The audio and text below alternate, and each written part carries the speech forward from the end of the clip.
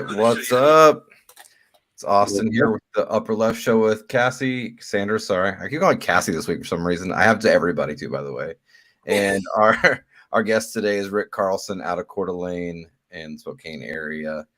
And so we're just going to be kind of diving in again, like normal. We're going to be diving into the national real estate market a little bit. So no matter where you're at, this should pertain to you. And we're going to be looking specifically at the CDA area and what's going on in that area of Idaho. So I know you might not be from that area, but it's still a lot of really cool information to know what's going on in the world around us in the real estate market. And I'm actually really excited for this conversation because Coeur d'Alene is one of my favorite places. Like, I grew up in a town of about 60,000 people. It had all four seasons, and I was about 30 minutes from a really big lake. So as you can imagine, like, Coeur d'Alene is actually just a really much nicer version of kind of where I grew up at. So I'm really excited to kind of get into the area and the subject. And I think it's really kind of a gem where people who don't know that area of Idaho, really, or that side of Washington even, would be really surprised at first, just legitimately how like beautiful it is. So kick it off. Like, Rick, why don't you kind of give us an idea of like your real estate backstory? So like, what brought you into the real estate game? So for me, real estate has always just been one of those things I've gravitated towards.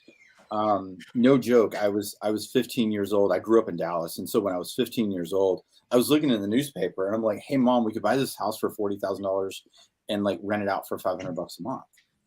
And now we lived in the ghetto, but it was in a worse ghetto. So I was just totally oblivious to that fact. So it didn't really matter that, none of that really mattered. But my mom was like, it's just not that easy. And I thought, okay, whatever. And we move on with life, right? And so I've always gravitated towards real estate. As I got older, I always had something to do with real estate. When I first got started in real estate, I worked with a guy. We were partners in a business that was not real estate related. And he had a fair amount of money. And one of the things he liked to do is buy real estate. And so what I would do for him in a group of investors, I would forecast. I would do forecasting, and no training, no nothing. I just kind of figured out. I had kind of like a sixth sense. So I would figure out what neighborhoods were what, why they would be what they were going to be down the road.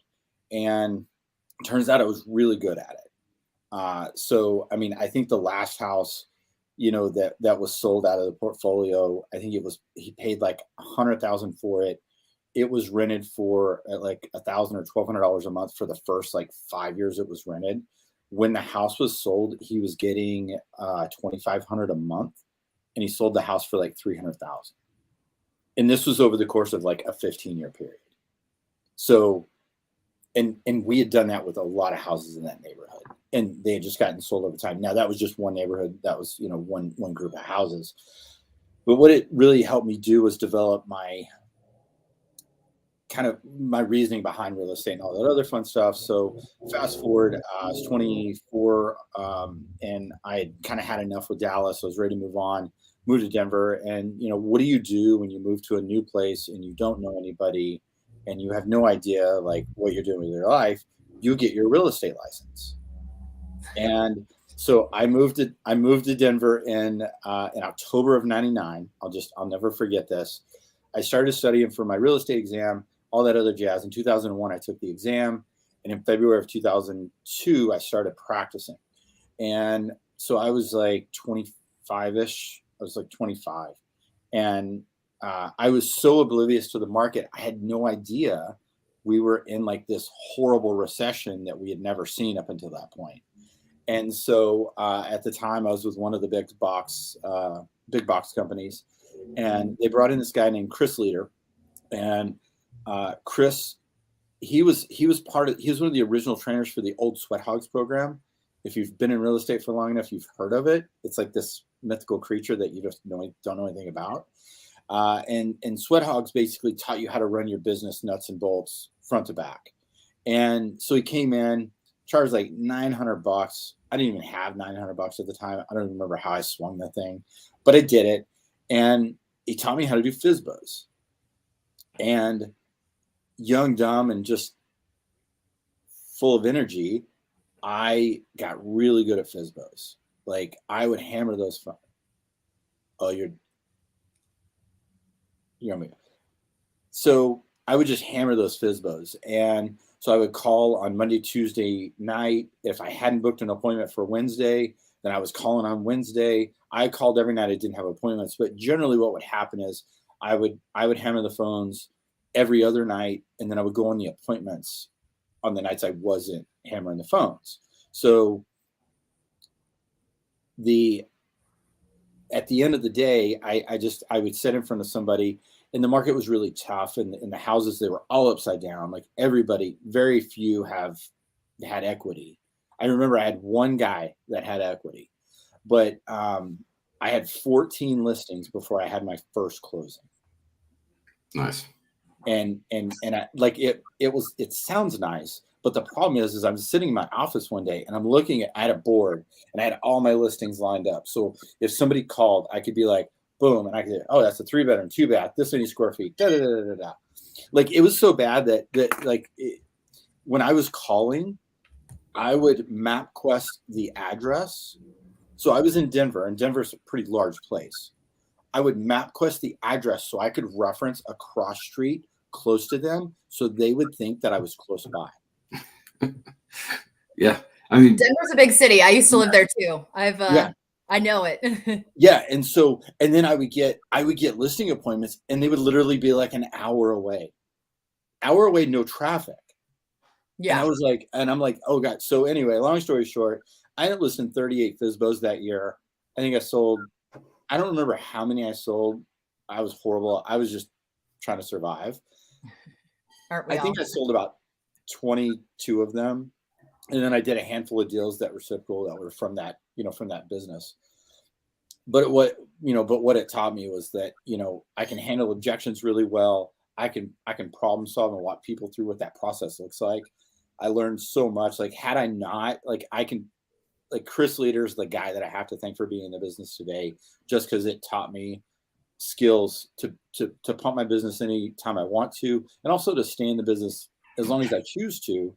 And I feel like the market we're going into, you're going to start to see a lot of, there's going to be a lot of people going back to Target and Starbucks. Which brings us to like a really good point is just in general, the market, talking about moving people out, things like that. So like on the consumer side, everybody sees the numbers. There's, every agent on the planet will put out, there's this many listings in this town and this many price reductions, and all those like generic stats that everyone sees, right? That's what every agent on the planet wants to send out for some reason, which doesn't mean anything. Like it doesn't mean shit to the consumer because they don't understand how it affects them.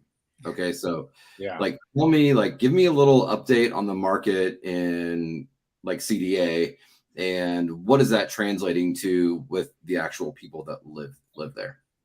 So I'm going to put a disclosure on everything that I give you in regards to CDA specifically.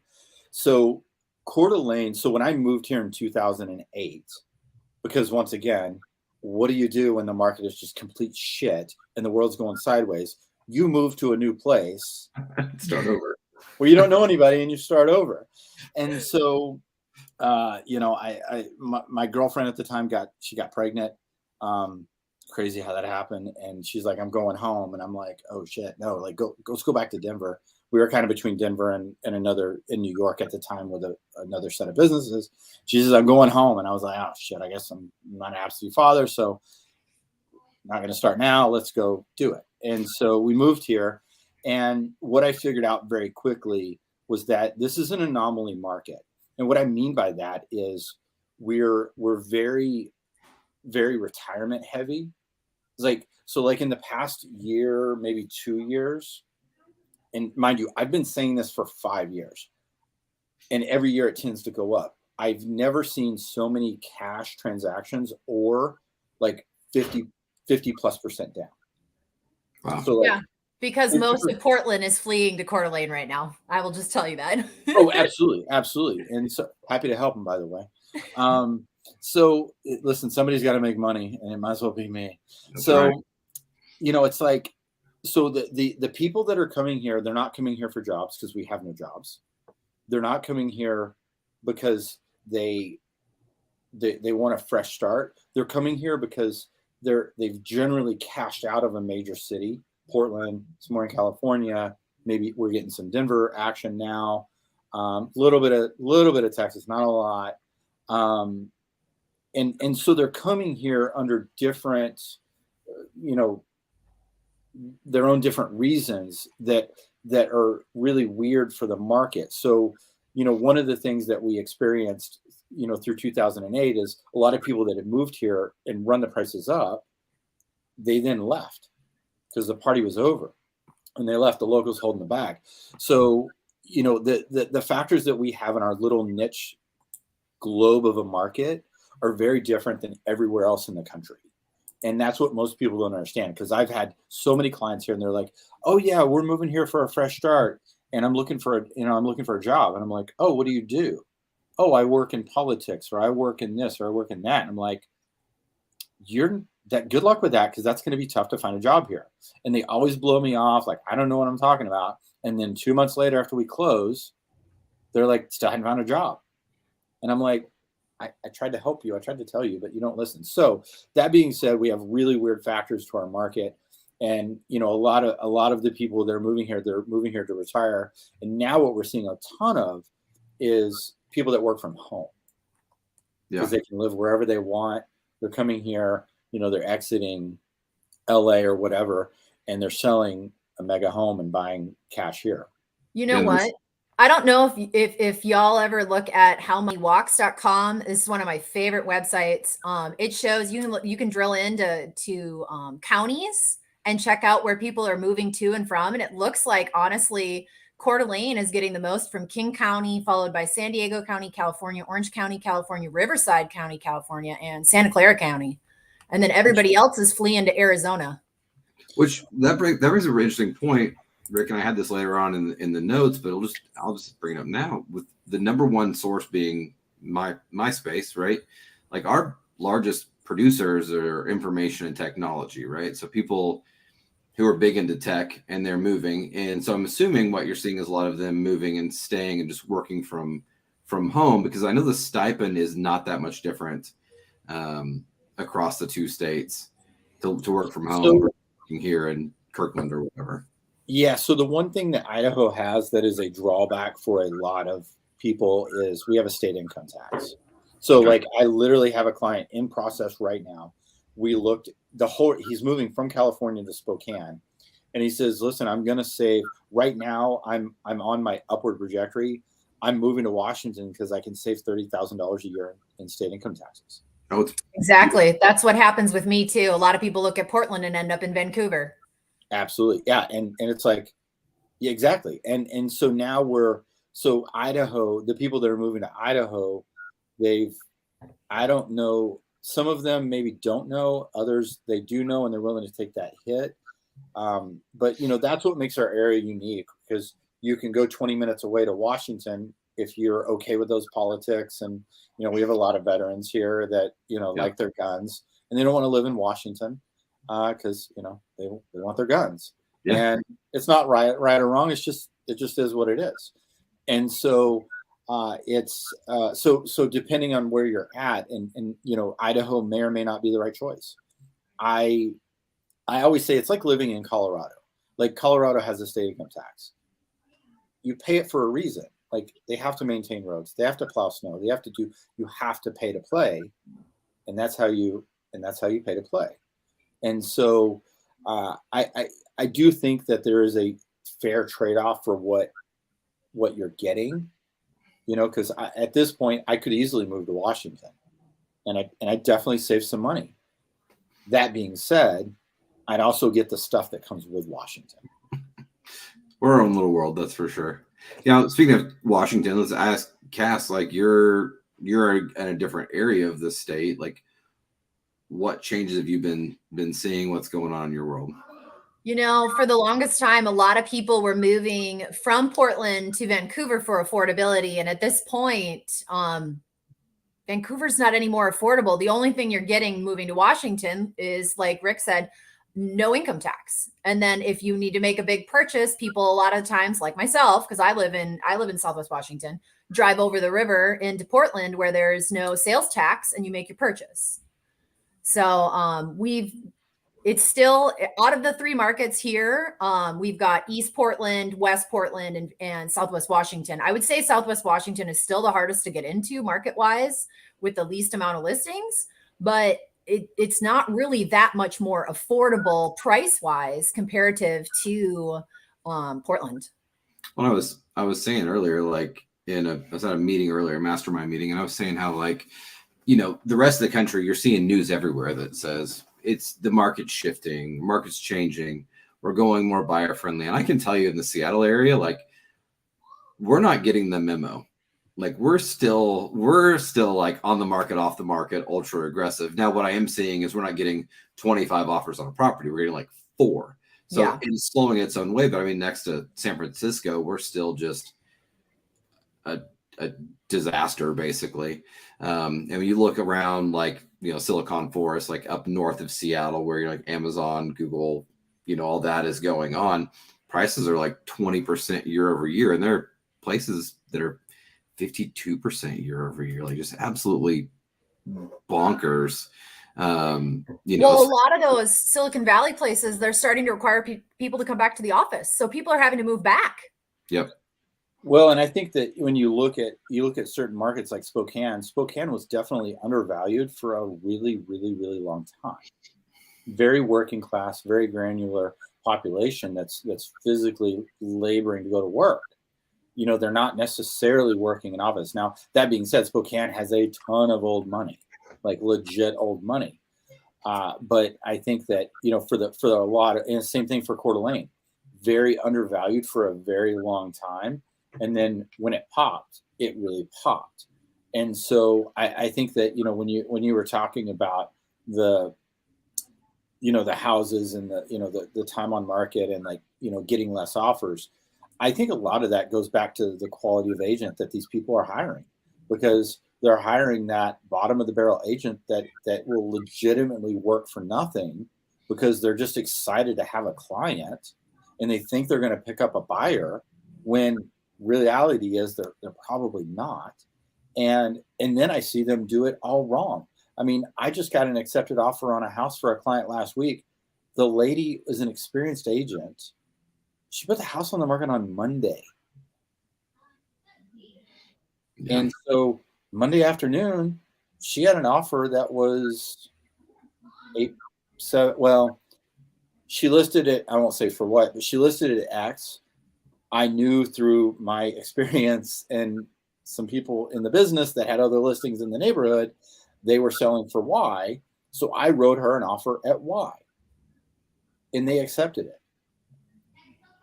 And that's lucky, because it doesn't, sometimes that's still not happening in every market. So that's just awesome. Well, and I think, what it highlights is that, this seller, they were in a I want to say they were in a need situation. I don't know what their situation is specifically. Mm-hmm. The house is empty. They'd already moved out. So that tells me they need to sell this house. Yeah. Maybe they don't. Maybe they got more money than anybody, and it doesn't matter. But I can tell you, based on what I was seeing, like, I saw the opportunity and I knew how to navigate that road in such a way to be successful for the client. And he understood, he trusts me. He says, listen, whatever we got to do to win this game, like, let's do it. I mean, now, granted, this is the same guy that was willing to overpay like $40,000 for the house that we looked at, that we wrote an offer on 2 days before. And I was like, no, we're not doing that. And he's like, but wait, why?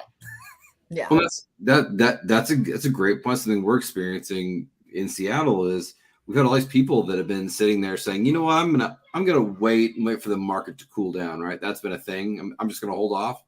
And now interest rates have came up and our prices have came up, and now, like, it's hard to get yourself in a 3-bedroom, 1.5 bath, $800,000 square foot. So now we have people that were I'm gonna hold off. Now they're panicking to see if they can get into something just before they get priced out of the next move. Yep. Absolutely. I had a client that I hadn't heard from in 2 years almost say, I think I want to buy a house. And when I told him the interest rates, he freaked out. See, and I think that and that's the issue. Like they say that they say today we have the most educated consumer that we've had in the history of consumerism. Sure. We do. We do. To a The point. issue, but the caveat to that is they really, they're not educated like they need to be. They're educated the way they want to be, and that the way they want to be educated is not the way they need to be educated.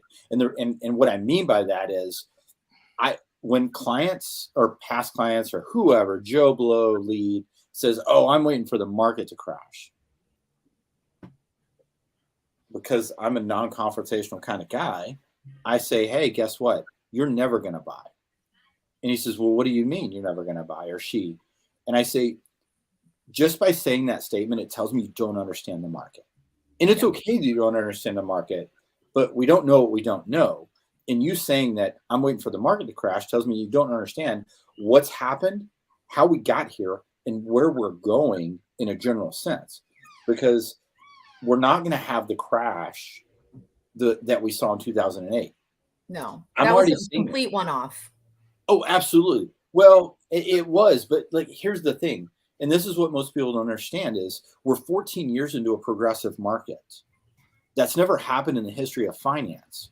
At year 8, we stopped knowing what was possibly going to happen. And every year, the one thing that we do know is the longer it goes, the harder it's going to fall and the harder the rebound's going to be.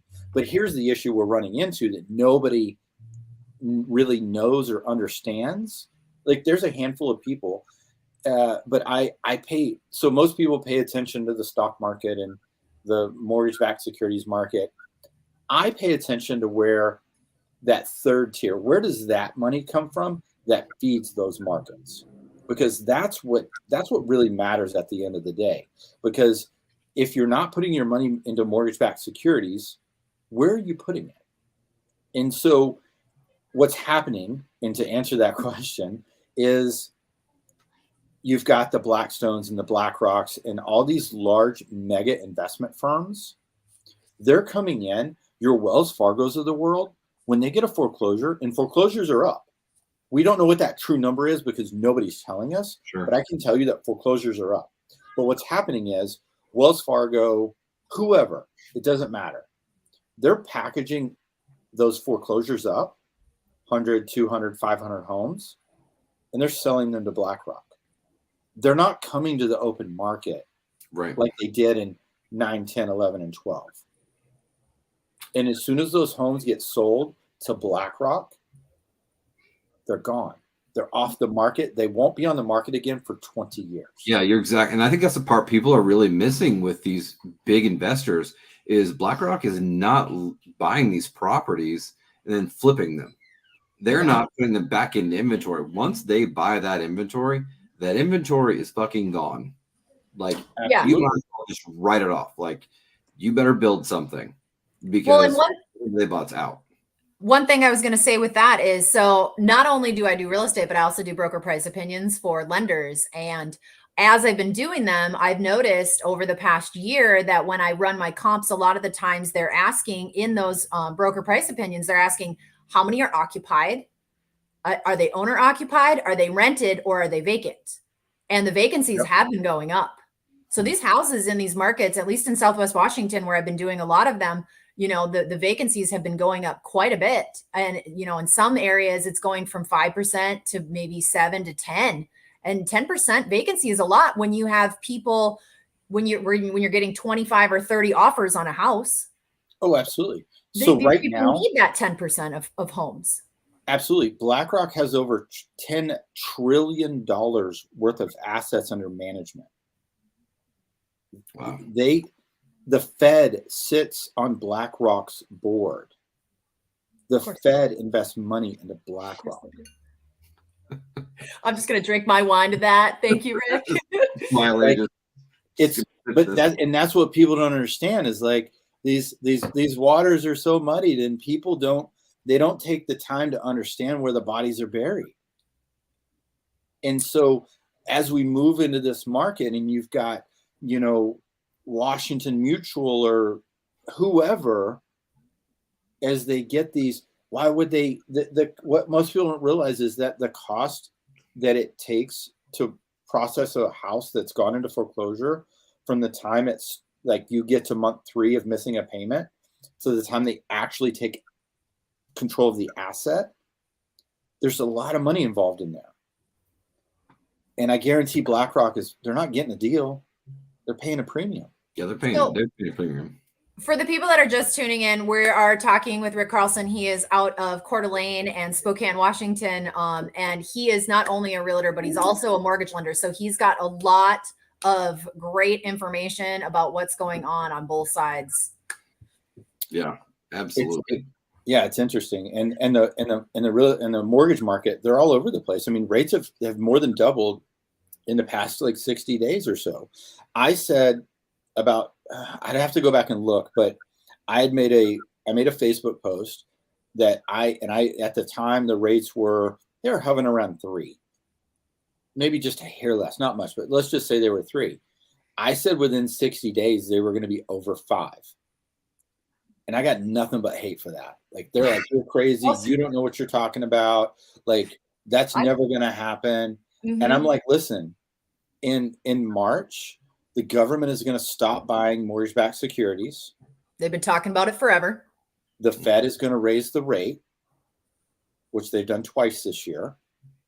I said, when those 2 factors within themselves are going to push the number. And before everybody starts sending hate mail saying that the interest rate the Fed sets has nothing to do with mortgage-backed securities, it does. Yeah. Now, it doesn't have a direct correlation, but it has a vicarious, like, I'm using big words I don't know, but it's like it has a trickle down effect that really does have a major factor. And sure enough, like all of the stuff happened at once. Generally, those events only happen by themselves, but we had 2 happen in 1 month. Yeah. And people don't understand that the government has been buying $120 billion worth of mortgage-backed securities month in and month out for the last 2 years. Well, and this goes back to what you said earlier, Rick, about talking about educating and having what the education that our buyers and sellers should have versus what they do have.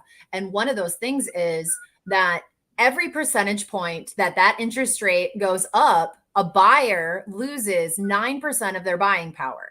Yep. So it's gone up 2 points since January. So buyers have lost 18% of their buying power, but houses are still appreciating. And they're appreciating at 18 to 20%. So buyers are 40% away from being able to land a deal. And so I feel like, this is a good time for us to kind of transition into what's going on in CDA. Obviously we're having this 40% swing. And from what I've read, it sounds like a lot of the locals are having a really hard time. What did I read? It said the Idaho, what was it that 75% of people can't afford homes up there any longer? I think that's what I read in one of the. Yeah. So 70, I think 70% of the residents of Kootenai County, which is the main county. So we have about 100 and let's just call it 190,000. Mm-hmm. We have 190,000 residents in the county, and about 70 to 75% of those cannot afford to buy a house here, so they're having to rent. So, I'll interrupt you, Rick, but like, are you seeing is a Coeur d'Alene, a area of 190,000 people going to turn into a San Francisco where everyone's just a lifetime renter because the jobs can't keep up with the cost of the houses? But we've never had jobs here. I mean, we have buck knives. We have a gun holster maker. We have, I'm trying to think of like who the major employee, like Costco. We just don't have like major industry here that is, that's bringing a vast amount of jobs. I mean, Idaho as a state is not the friendliest employer in the country. Like, I can tell you that I own other businesses, and in 2017, the state of Idaho was so difficult to deal with. In one of my businesses, I fired everybody. I brought back a handful of the people I fired and made them all 1099 contractors. I studied the Idaho statute of like what a contractor looks like versus an employee, structured exactly that way. And the state of Idaho said I owed them $270 in employee taxes. And I said, okay, fine. I don't think I owe you this, but I'll just give it to you to go away. Not the first time I've written a check for somebody to go away. I'm happy with it. I can't get my sanity back, but I can replace the money. And they said, no, we're going to audit you. And I'm like, are you shitting me right now? So, and I'm not making this up. Over 2 years later, they're still after me. I finally get on the phone, like somehow climb my way up to the director of labor. And I'm like, hey, this is bullshit. You guys have literally spent in excess of $10,000 coming after me for $270. And they're like, well, we don't work off. I'm like, this is like the worst business model in the world. And they're like, well, we don't work off that. I'm like, so we finally settled. We settled $270. I wrote them a check, and they finally went away because they were trying to say I was still an employer, and I wasn't. So that being said, the state of Idaho is not the best place. The state of Washington, the businesses I run, we work over there too.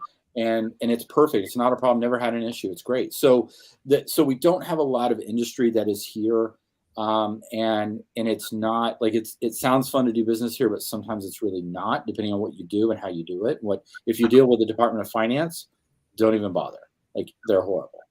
And so we just don't have that base here. So once again, the people moving here, they have to get a $15 an hour job at Walmart, or they have to, now, my stepson, he's 16 years old, making $14 an hour at Napa because they can't find anybody. Yeah, my kid makes like $17 an hour at Dairy Queen. Like, it blows my mind. Dude, I mean, my first job, I was making $2.65 an hour. I feel like I got so fucked. That kills me. All that kills me. All of it kills me. I just think about my first job out of college, making like $13.50 an hour with $100,000 in school debt, and going, I'm doing great. Rushing. Yeah. Oh yeah, I'm the least educated person out of everybody that works for me. Like, I'm not making that up. I'm the least. I have one semester of creative writing in college, and that's it. Yeah, my showing assistant literally is finishing his degree in accounting, so that gives you an idea of where we're at in our stack. So with quality of life, I know that like it is a pretty place though. Like, crime rates are pretty low. People have good quality of life out there. Yeah. So if you listen, what I tell people is, as long as you're not moving here and you're dependent on a high-paying job, and you're not moving here to change the political landscape, it's a great place to be.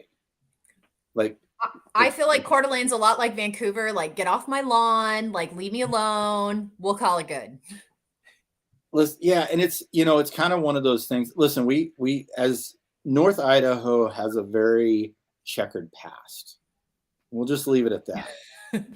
and with that, there's still a little bit of a stigma that certain people aren't welcome. And I will say that is absolutely not the case. Like, we genuinely love everybody.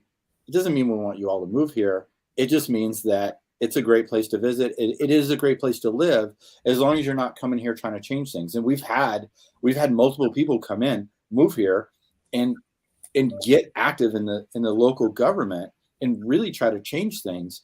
And at the end of the day, that's just really it's rough. It makes it a not so great environment.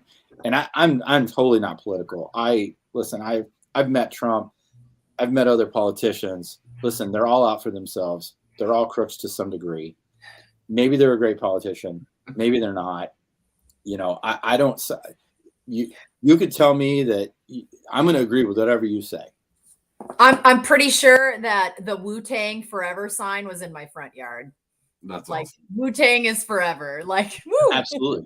Absolutely. And so I think it is a great place to live as long as you're moving here with the right expectations and you're willing to like be part of the community and be part of the solution, not be part of the problem. And that's hard. Listen, we're all from somewhere. Like, absolutely, we're all from somewhere. Like I've got a piece of land coming up in St. Mary's, Idaho, which is about an hour south. The land has been in the family since like the early 1900s. And this will be the first time a piece of the land is going outside of the family in over 100 years. That's crazy. Absolutely. And very few, but that is a rarity on a mass scale. And, it's kind of like Denver. Like everybody moved to Denver. It was a great place to be. And then it got too big. And so I moved out. And we're not there yet. I can see so we have a lot of like farmland, a lot of what they call prairie land here. And it's all allocated to be homes, like thousands of homes. And it's been allocated for thousands of homes for the last like probably 15 years. But 2008 hit. And nobody had the means or the foresight to go in and build a boatload of homes. So are you seeing kind of like the same thing with, as we, travel a little more west with Spokane, are you seeing the same trend as far as people coming from the far west in, or are you getting people from different areas from that market as opposed to CDA?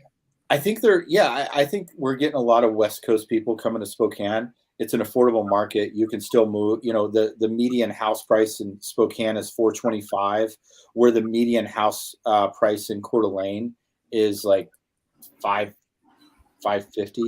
Or no. I'm so sorry. It was $550 60 days ago. Now it's $650. Wow. Why is there such a huge difference between Coeur d'Alene and Spokane in price? Yes.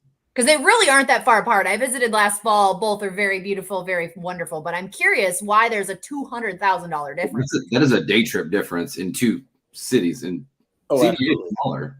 So because you got Mr. Joe Blow Seller, who hates every one of the people moving here, and then he's happy to sell him his house for some outrageous price. And our market is so tight that we've got let me see here. So we've got about 1.7 months time on market. But that includes like 30 days under contract. So realistically, and that's in Coeur d'Alene? Yeah, that's in Coeur d'Alene. So realistically, and so they don't give us, and I didn't go super dig for them. So the numbers are not going to be exact. So before the people start, sending hate mail, I guess just in the hate mail, let's just, let's get it over with. Anybody out there got any hate mail? We'll throw it out there for Rick right now. Yes, just send it my way. So I think the average time on market, providing the home is properly marketed and their game plan is on point. We're looking at like 7 to 14 days time on market. 7 to 14. If the house is spread properly, it's going to be like 2 or 3 days on market. Okay. Yeah. Well, so I've been through there, obviously. So one of my best experiences when we moved to Washington, I actually came up without my family, and I spent a little time in Spokane by myself, and I kind of just toured around it, and it's a really cool city. There's lots of good hiking. There's lots of things to do. It's obviously not Seattle, so you don't have like the same sports buzz, but you also don't have the same amount of crap that we have.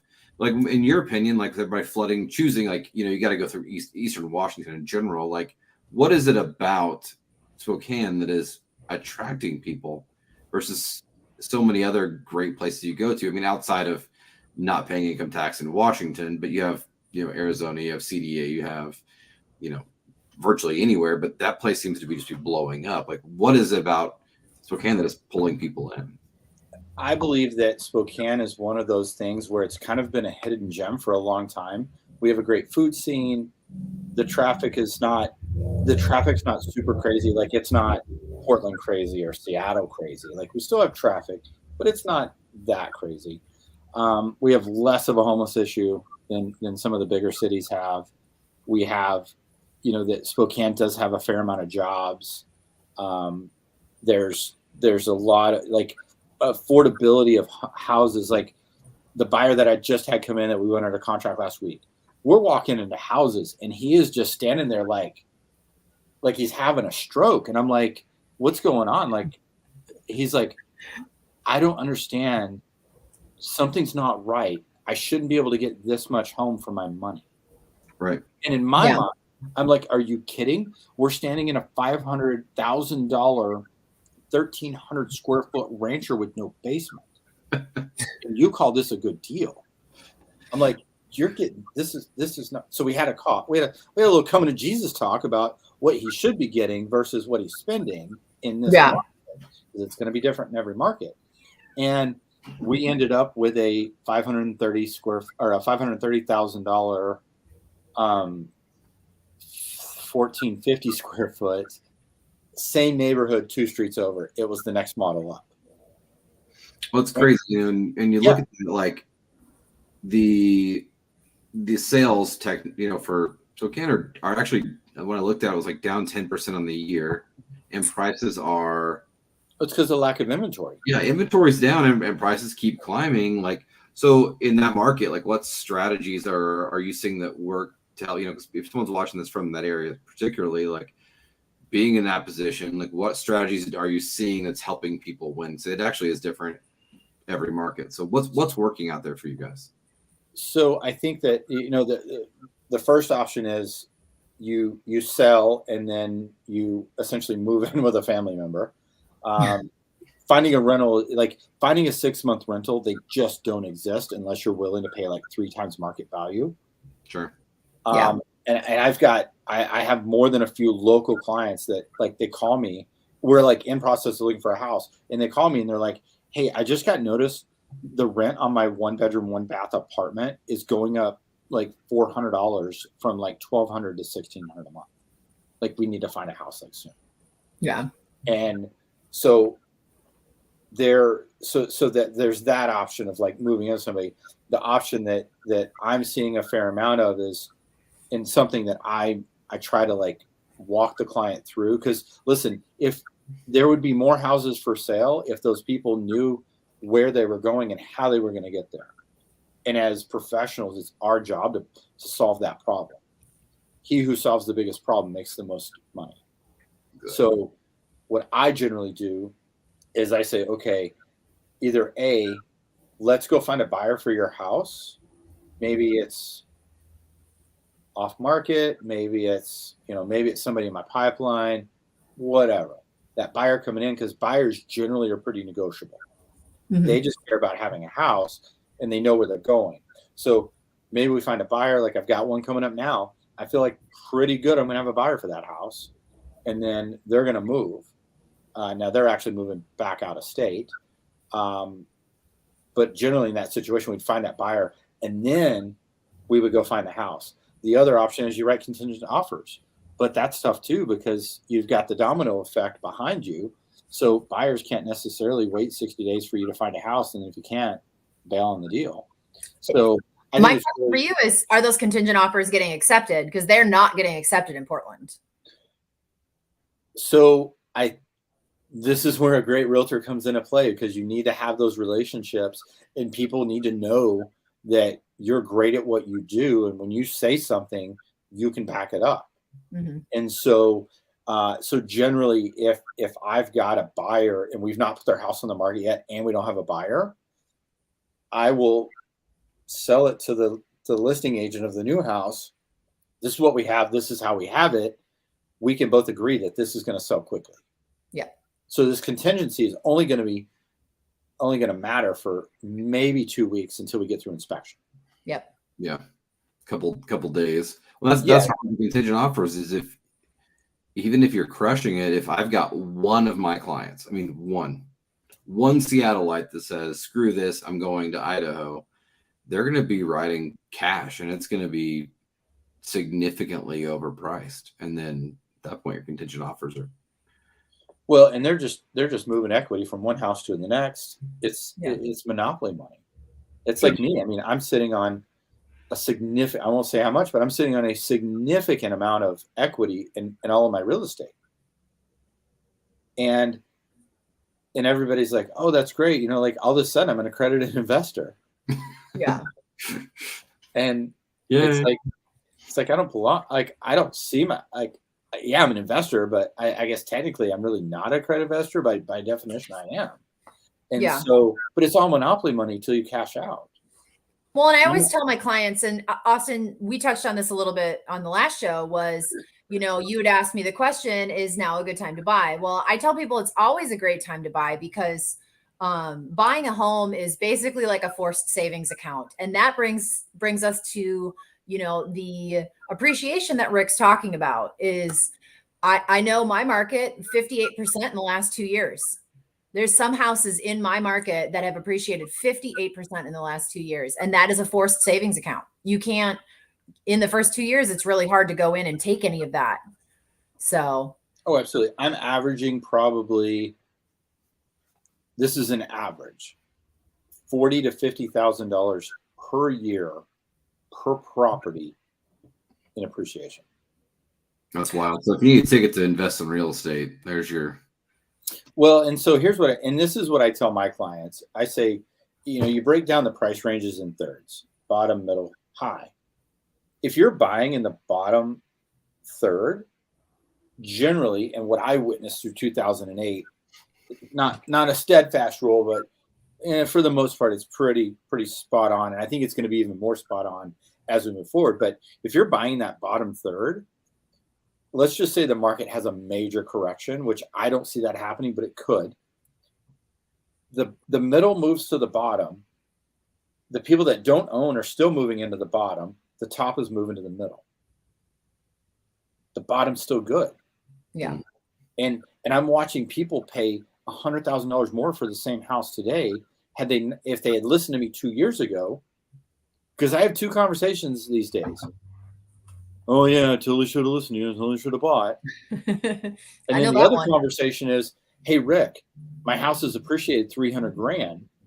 I'm ready to now, I've tripled my income. I want to go. I had this conversation with my framer the other day. He wants to go buy an $8-9 million home. He's making more money. He knows what to do with. And the house that he paid $160,000 for, I got him a smoking deal too. Now it's worth $500 on a bad day. And this just all stems back to, like, it really does truly matter who you work with. Like, obviously, you know, you're getting deals, Austin's getting deals, I get deals. It really does matter. And this, you know, there's all these agents. And I think, like you said, I think in the next 2 years, we're going to have a huge culling of agents, because you have to understand the market and you have to be able to give your value to your clients of, you know, this is a great deal now. This is where I see this house in X amount of years. And this is what I see in the market trends. It's not just about, hey, I can get you under contract and I can get you in a house, or, hey, I can sell your house. And then what do you do with them? Yep. And we have Fairchild Air Force Base in Spokane, and there's active duty that move in. And they say, yeah, I think I want to buy a house. And my first question is, how long are you going to be here? And generally, if they say 2 years, now if they say 2 years, I say, hey, let's have a conversation. Mm-hmm. What if there's a correction? What if there's a shift? What are you going to do when you're moving? Yeah. I've had similar conversations with some family members who are military that wanted to purchase. Absolutely. And so, you know, it's like, okay, what's your exit strategy? For me, I have 3 exit strategies when I go into a property. The only time I've not had 3 exit strategies is when I bought some land last summer that I wasn't even going to buy, but it literally checked. Like I made this, like, so what I do is I make these dream lists that could never be hit. And if the house or the property checks all the boxes, then I'm obligated to buy it. And one came up that checked all the boxes. I'm like, son of a bitch, you got to be kidding me. So, and then it worked out perfectly. I didn't have an exit strategy for that because I bought it for myself. It's kind of like my little hideaway in the woods. Like it's 7 miles from the closest public road. But it was 50% market value. And the guy owner financed it. Wow. That's awesome. The only time, yeah, that's the only time. Like I would be stupid not to do that deal. Like, but if you don't have 3 exit strategies, you shouldn't be going into a home. Because when you buy based on emotions, you're going to lose really emotional money. Yeah. And that's the toughest part about residential real estate is so many people, it is so emotional on the buying and the selling side. And we want to look at it with crystal clear eyes, but it's just not, you just can't sometimes. And I really feel for the clients. I know I had sold a house during the pandemic. This couple had raised their kids there, and it was just so hard for them to let go of that house. And I was like, but you want this one to be closer to your grandbabies. Yep. So we need to get you from point A to point B. And this is how we're going to do it. We literally talk about emotional triggers at our appointments. Like, what are your emotional triggers? What are the things that light you up? Because I feel like whenever we have that transparent, like crucial conversation in the beginning, then we can recognize those things and those signs pop up at us during the process, and it allows us to actually help quite a bit. But the one thing like I take out of the last 10 minutes is what we talked about was basically like doing right by people, but then we're all in our own ways prospective rock stars, right? And what I get out of that is if you give a shit, you'll make more money. Like, honestly, that's the point. I don't get too much into like the actual real estate agent part of things on these calls. It's more, consumer facing. But I think no matter what business you're in, if you actually just give a shit about the people that you work with, Rick sitting down with a military guy and saying, hey, what happens if something goes wrong? Could that talk that airman out of buying a house? Absolutely. That guy could maybe never not buy a house, and Rick could be out 20 grand. I spend more time telling people not to sell than I do sell. Yep. Mm-hmm. So I would just say whatever business you're in, like in today's market, we talk about the more educated consumer. They have the information at their fingertips. That doesn't necessarily mean they're using it, right? Yeah. So when you're educating and you're putting people first, no matter what business you're in, you will do better and you'll make more money if you actually care about the people that you're working with. And I think that's just a really important distinction to put out there into the world is just, hey, we all generally care. So absolutely. Yeah. Money is the byproduct to the value you bring the marketplace. So if you don't bring the marketplace value, you're not going to see the byproducts of that. And that's what most people are missing. They get into real estate because they want to make all this money. But it takes a while to make money. Like I was the number 13th. So I was the number 13 agent in the number 1 Caldwell Bank office in the country. And from the outside looking in, I was a rock star. I was fucking broke. Like I was legit broke. Like I remember one day, like it was right before like the house that I closed, like the very first house I ever closed. I'm looking at my board and I'm like, I have 14 listings and I can't afford to run newspaper ads for these listings. Yeah. Do better there, man. 100%. And my wife's like, when are you gonna contribute to the mortgage? I'm like, when are you gonna get off my ass? I'm trying. I'm doing what I can. You're spending more money because you're taking listings, so you're actually paying out more than you're taking in. Yeah, exactly. No, yeah. I was not like that first year in the business, it was just so rough. And so but once again, I think that and everybody says they love real estate, whether they're an agent or they're an investor. Listen, everybody loves something until it gets rough. And if you've ever been married, you've been in a relationship, you know what I'm talking about. Oh yeah. it's their passion. It's your passion for the craft that gets you through those hard times. Because there are times that I'm not in love with real estate. I'm like, this sucks. I don't want to do this anymore. And at this point in my life, I've done well enough and I've made enough sacrifices to dictate what I do and what I don't do. Yeah. If I don't want to do something, I just don't do it. I don't give a shit about the money. I'll be fine. I'll figure it out. And that's where you got to come from as an agent. Yeah. And I completely agree with you. Like, I had a closing that happened Friday. It was supposed to happen the week before. My client a lot of things went wrong. My job was to keep it together. And ultimately I kept asking my client, do you want this house? Do you want this house? Do you want this house? Like, do you want to continue forward? Do you want to continue forward? And yes, I sat there and was like, oh my gosh, I'm literally like asking her if she wants this house. And we've done all this work and all this money and all this time has gone into this property. And if she would have said, I wanted to terminate the contract, I would have terminated the contract without question. I'm not there. It's not a paycheck. I mean, it is, but it isn't for me. Like, and for so many realtors, like, I love what I do. Even the 3 a.m. anxiety attacks. Like, you wake up at 3 o'clock, you're like, did I forget to do this, that, and the other? You get up, you check your computer, you're like, oh, I'm good. And then you go back to bed. Yeah, the worst thing is you wake up and your phone's just blowing up with random shit. And you're like, oh God, did I forget something? Like, what is going on? Oh,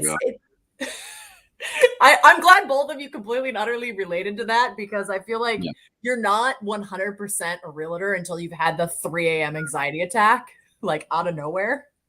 Oh, Sunday night at 9:30, my inspector, who I love, is messaging me and he's like, what's going on with so-and-so? Like, I haven't heard from them or anything. So I'm messaging so-and-so and I'm like, first off, why aren't you calling so-and-so?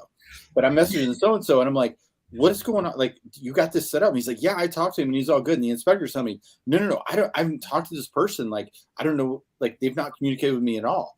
I'm trying to figure out who's lying to me. And I'm like, it's really weird. And we just got him under contract like the day before. We had waived inspection, but he was still going to do an inspection. It was a whole another deal within itself because the agent didn't want to let me do inspection. And then the inspector messaged me back. He's like, I'm so sorry. I pulled my head out of my ass. It was the exact same phone number, except the last 2 digits were different. Oh my gosh. And they're the ones that hadn't called me back. You're good. And your client's good. I'm like, so we're clear that you're going to be at this house 1 o'clock today. And he's like, yes. I'm like, okay, good. This was at 9:30 last night. I'm like, are you shitting me? Like, I'm trying to enjoy my survivor. and you're wrecking my final vote here. Come on, man. No, man. Well, guys, we're hitting our time. Rick, tell us how we can get a hold of you if we're in CDA and need some help. So you can hit up my website, fancyox.com, fancyox.com, or you can give me a call back. Call it 208-661-5825 is my personal cell. I generally answer my phone except when I'm doing interviews or podcast or I'm with a client specifically. But I do answer my phone. I know that's a big problem in this business. And I'm in it for the love of the game, not the paycheck, because I can make more money doing something else. Amen. All right, guys. So next week on Monday is a holiday, so we're taking the week off. June 6th, we're going to be sitting down with Courtney Foster. She's the designated broker for Real Broker LLC in Montana. She's in the Bozeman area, and we're going to be chit-chatting about all the interesting things that have happened in Montana in the recent months, which has been quite exciting. So hope to see you all then. Otherwise, we'll check y'all later. Rick, dude, thanks for giving us an hour of your time. It's been a lot of fun. You provided a lot of value, and hopefully we can send you some referrals through this. Absolutely. Thank you for having me. Thanks, Rick. See you guys. Bye, Aston.